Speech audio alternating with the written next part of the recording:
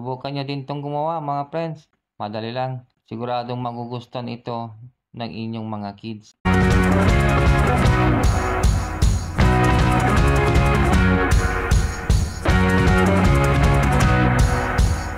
Vlogsi TV!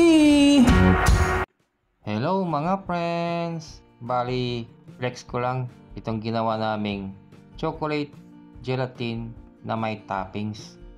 Madali lang itong gawin. Bali, gumamit lang kami ng 3 sachet ng Milo. Inihalo namin sa tubig. Bali, 3 tasa ang ginamit namin. Pagkatapos ay naglagay kami ng 1 sachet ng gelatin powder at 4 na kutsara ng brown sugar. Pinainit namin hanggang sa kumulo. Pagkalipas ng ilang minuto ay pinalamig namin hanggang sa mabuo ang pagka-gelatin.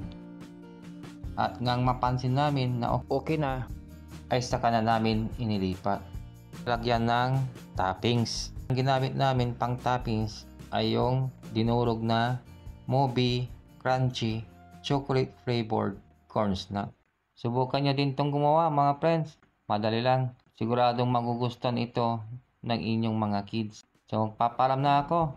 Importante ay huwag niyong kalimutang mag-like at mag-subscribe sa aking channel.